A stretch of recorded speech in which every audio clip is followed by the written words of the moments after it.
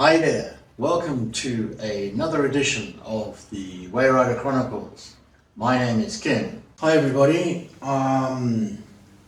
instead of my African hat, I've got my Zimbabwean hat on today because I'm going to talk about a story from the country I went to school in that was published in a South African newspaper called the Daily Maverick. If you want to know all about South Africa and reporting in South Africa, then Daily Maverick is something that is well worth reading. They call it Northern Exposure, and it's called Zimbabwean Sovereign Wealth Fund paid grossly inflated $1.6 billion for shares in a mining house. That's the essence of the story. I'll just read to make it clearer. Zimbabwean Sovereign Wealth Fund reportedly paid a grossly inflated $1.6 billion to a set of unknown private individuals to buy their shares in a mining conglomerate with recent links to Tagwiri, a controversial presidential advisor and ruling party donor accused of corruption. The massive debt-fueled transfer of wealth, an amount equivalent to 5%, please note, 5% of Zimbabwe's GDP, this $1.6 billion in public debt was used by the Mutapa Investment Fund, which was formerly known as the Sovereign Wealth Fund of Zimbabwe, to purchase shares in Kuvimba, which owns a dozen gold, lithium, nickel, and platinum mines. So, a couple of points about this story. First of all, how does essentially public money being managed via a sovereign wealth fund? What is a sovereign wealth fund? Well, probably the most famous sovereign wealth fund in the world is the Norwegian Sovereign Wealth Fund. When Norway first struck oil in the North Sea, they did something very clever. They started funneling money from the sale of oil into a fund which is it's the biggest wealth fund in the world, trillions of dollars. A lot of countries in the meantime have followed suit. This is not that, because the object of those sovereign wealth funds is to ensure and to use the money for the greater good of the population. This is not being used for the greater good of the population. This is being used for the greater good of the Zimbabwean ruling class. That we all know.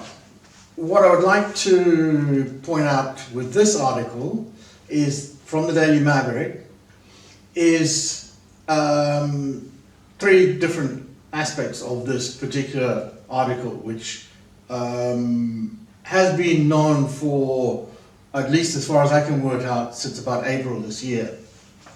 One of them is the way it's done. So essentially they use what we call unlisted securities or unlisted price for a underlying asset, in this case the mine, or the mines, because the particular mining company had a string of mines, and decided on an arbitrary price that is then on-sold to somebody else. In this particular case, you can do that. This is not the stock exchange. You're talking about, when we mean unlisted, it's a transaction between two people, basically, or two entities. So they can do it, they can set a price how they want. If they all agree on a price, that's the price. The interesting thing about this particular scam, although it's not particularly ingenious, is that they use the money which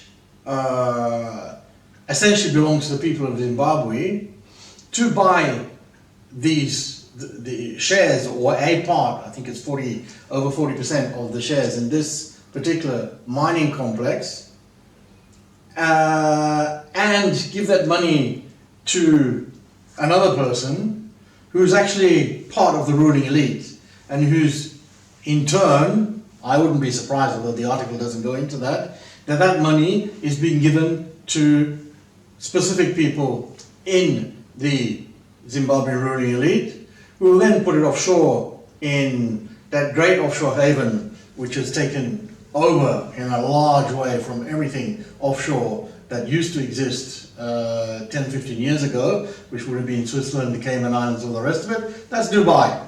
It all ends up in Dubai, in whatever form you want, in gold and whatever. They all sit there pretty in Dubai and go sliding down the sand dunes on sledges.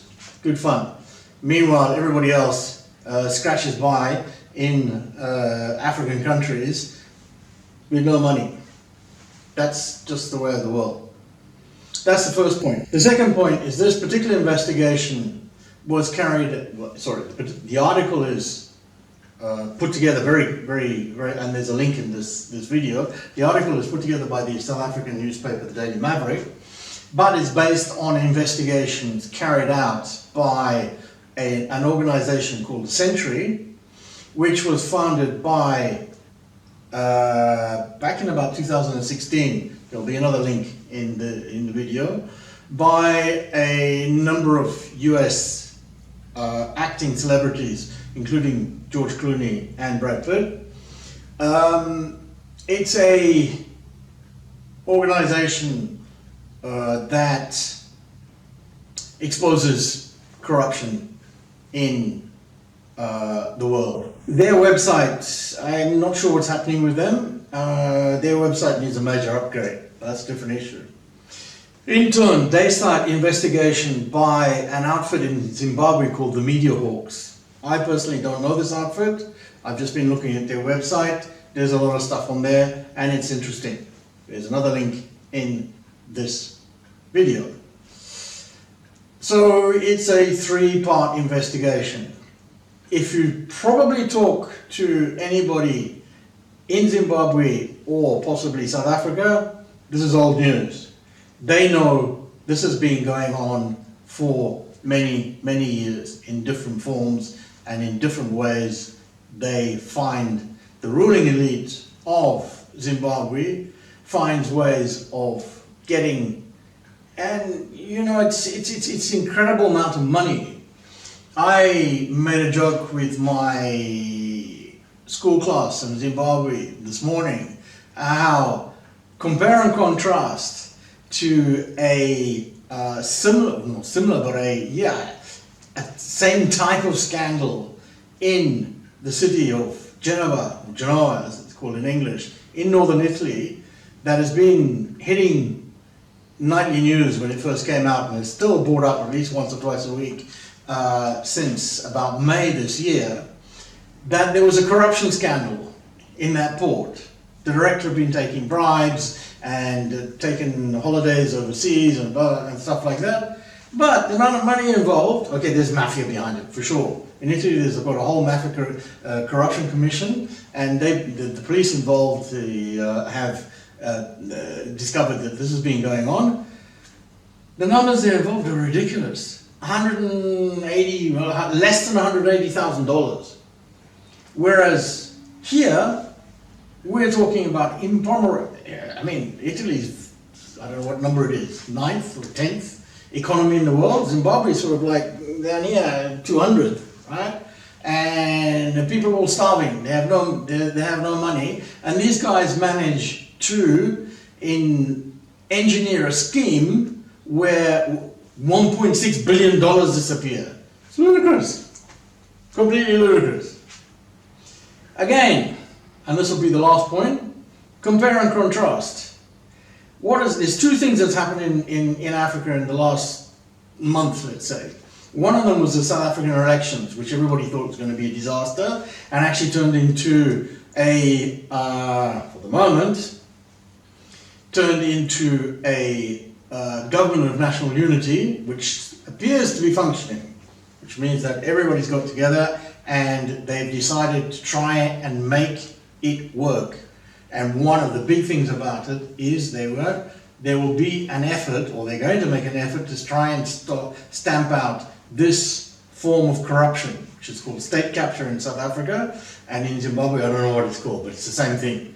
In the port of Genoa, it's the same thing. State capture just means that people who work for the government decide to put their sticky fingers into money which doesn't belong to them, it belongs to the people of the country they live in, and put it in their pocket. That's what state capture is all about. The other thing is that in Kenya, they decided to, or Kenya, depends on how you want to pronounce it, they've had riots in the street where people have been shot because the president decided to raise taxes. Okay, there's probably a case for a tax increase in Kenya because they have an indebted situation. However, the young people via social media in Kenya, in Nairobi, the capital of Kenya, went and rioted. What happens in Zimbabwe? Nothing. Nothing has happened. I also made a joke within this WhatsApp chat group that possibly this type of money is being taken out of Zimbabwe by the ruling elite to put in sand dunes of Dubai or the Middle East because they are afraid that this type of retribution is not that far away. One would hope, and one lives in hope, but who knows. See you guys.